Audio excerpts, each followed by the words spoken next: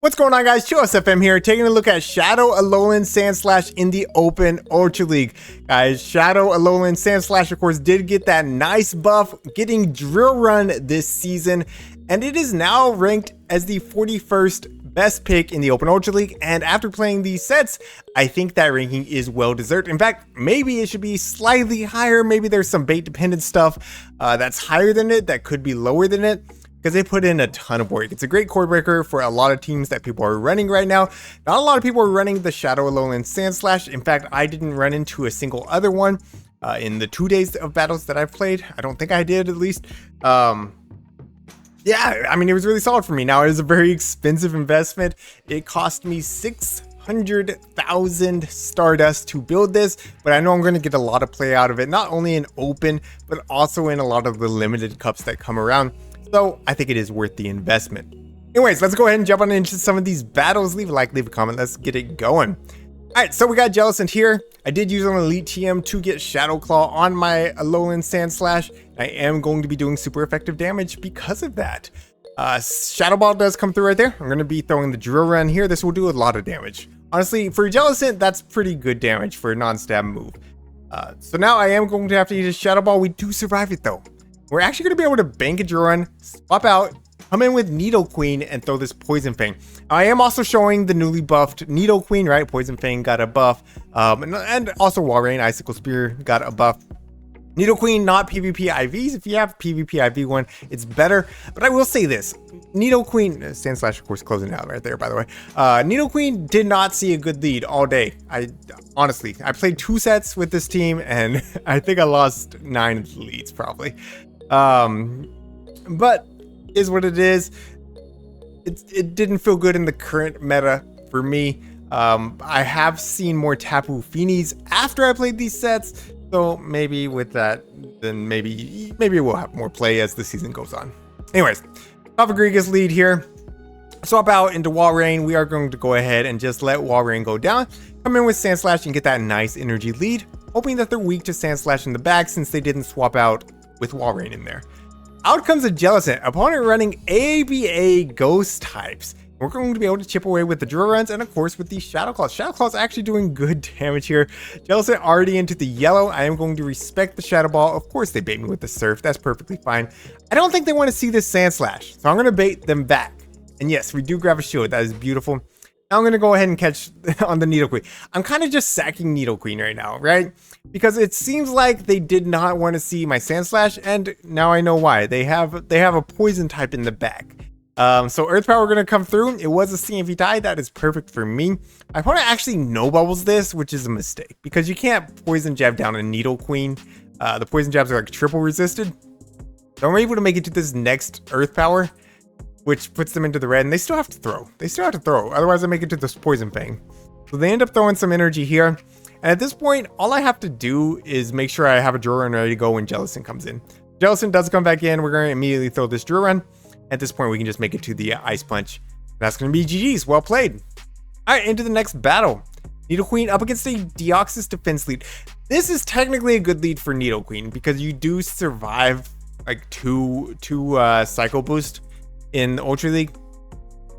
So I'm going to go ahead and throw that Poison Fang immediately. I called the first one just because they threw after 8 counters, and that's just a weird timing. So I'm like, maybe they're actually going to bait me. They do with the Rock Slide. So I'm going to get this next Poison Fang off. At this point, this could only be a Cycle Boost, so I do throw up a shield here. I'm going to do 5 more Poison Jabs and just catch. Because at this point, they've dropped their attack. The counters are going to be doing too much. We'll just go ahead and catch. Out comes this Snorlax. Now, if I was playing these battles today, I would recognize the team, right? Homoslice Henry put out this team yesterday, Clefable in the back. But I was playing these pretty quickly after Ultra League had started. Actually, he had the video out before, but I hadn't seen it yet. So I did not recognize the team. So I don't save my Nidoqueen, which Nidoqueen would have been phenomenal, right? But also SANDSLASH is perfectly fine if there's Clefable in the back. So I wanted to go ahead and get rid of this Snorlax with Nidoqueen because Superpower does hit SANDSLASH for double super effective. They come back in with Deoxys and I throw. I shouldn't have thrown. I could have just Poison Jab down. But it's perfectly fine. In comes the Snorlax. I'm going to try to reach for the next Poison Fang. They end up throwing some energy and I'm perfectly fine with that. I'm going to come in. I'm just going to go for the aggressive form down here, right? I'm hoping they go straight for the superpower here. I do throw up the shield, and yes, they do. I get the Shadow Claw down. Beautiful. Out comes the Clefable, and this game's just over, right? Clefable does have Meteor Mash, which will hit for neutral, because Ice Tick's super effective, still resist. But it's a non-stab move. 2 of them would KO, but we're just going to be able to outpace. So here comes the next Ice Punch, and we're just going to make it to another one. I think going straight Ice Punch was the right play there. I threw Drill Run first because Drill Run is just straight up a better move. It's more energy efficient and it does more. But Ice Punch would have been fine. Alright, so we do finally find a good lead with the Skuntank. They're going to swap out into Walrein, and I don't really have a great answer. I think it would be better for me to come in SANDSLASH, even though we do take super effective from the Earthquake, because we're going to outpace them. Shadow Claws plus Drill Runs all hit for neutral.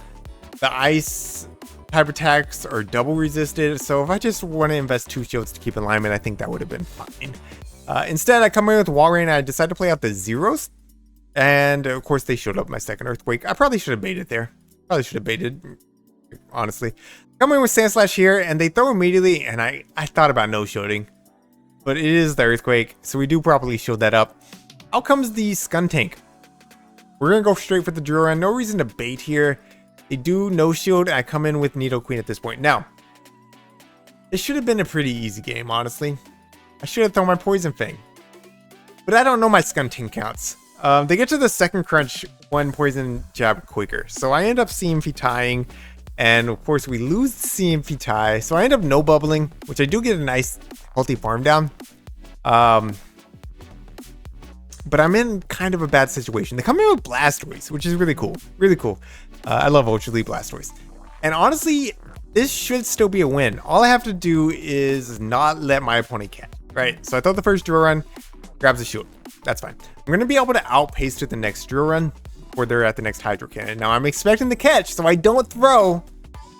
And at this point, I had to throw because they're at the next Hydro Cannon, and they catch it. And that's just GG's, because they're going to be able to get off this Hydro Cannon.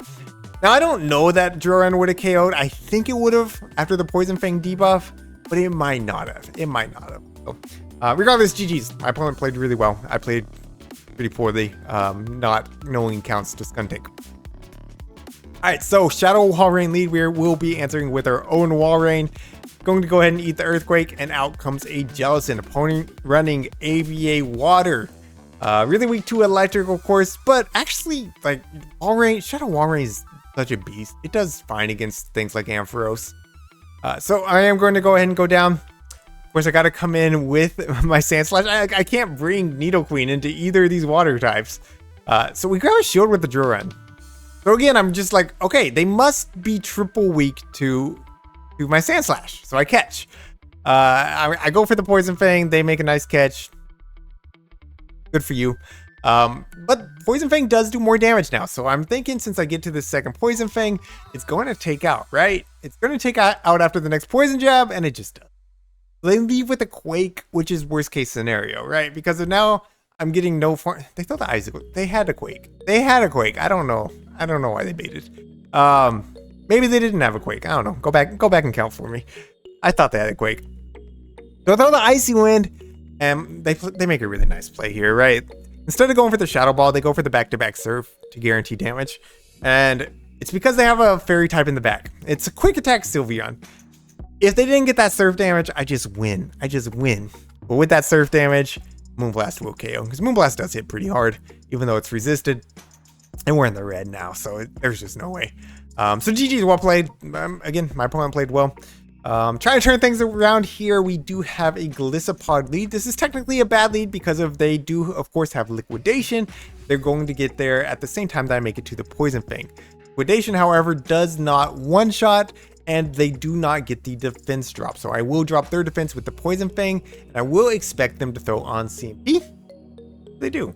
I'm going to actually catch it on Walrein, which Gliscopod walls Walrein, but they were in single Icicle Spear range at that point. So I don't sneak a Powder Snow through.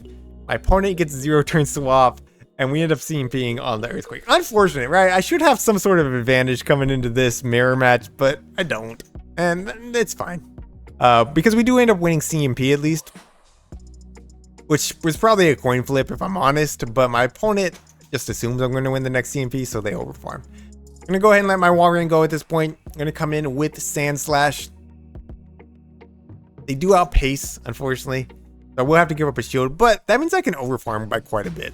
They actually come back in with Gliscopod. I'm just going to go for the Ice Punch. Gliscopod, not very bulky, so it actually does KO. Walrein comes back in. I have energy, plus they just threw, so I overfarm a lot. I'm able to overfarm a lot, which is really, really nice. They throw up a shield. I'm gonna snipe here with the Poison Fang because again, I'm like, they're weak. They're weak to SANDSLASH, and they are. But then I give them all these hexes, and if this Drifloon is running Sacred, what is it? A Mystical Fire? It's gonna one-shot. It's double super effective. So I have to throw up a shield here, and it is the Mystical Fire. So now I have to outpace. I'm gonna throw the Ice Punch here. And there we go. We make it to the next one, and it's gonna be enough to take out. So GG's, well played. Again, like SANDSLASH really is a good core breaker. It's a great core breaker against a lot of the teams that I was seeing. All right, somewhat positive lead with Tapu Fini. They do swap out into a Shadow Drapion. We're gonna go ahead and eat a Crunch, and then I decide to come in with my SANDSLASH, just because I wanted to have energy on Nidoqueen. If Tapu Fini gets any kind of energy, then it's going to be able to easily win against Nidoqueen, so might as well have that energy lead. We're going to throw the Duran. I am going to be able to take out the Drapion. This is crazy right here. This is actually crazy. So we're going to throw this first Duran immediately. It's going to put them into the green still. We make it to another drill run. This would be threatening like lethality. Like it would be lethal, or one more Shadow Claw, something like that. But I didn't know I was there, so I threw the Ice Punch. I'm not playing great right now. I'm not. I'll be honest with you guys. Team carried me pretty hard here. What I ended up going was 7-3 with the team. So I went 3-2 my first set, and then I went 4-1 my second.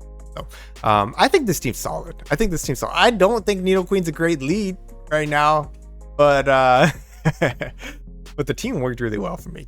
In fact, I've tried out 3 different teams since OG League's been out, and this one was the best for me. So anyways, make it to the next Earth Power. I expected the sketch, but it's actually fine because of the Stunfisk still needs to throw, right? Or I figured they'd feel that pressure, and I'm only 1 Powder Snow away.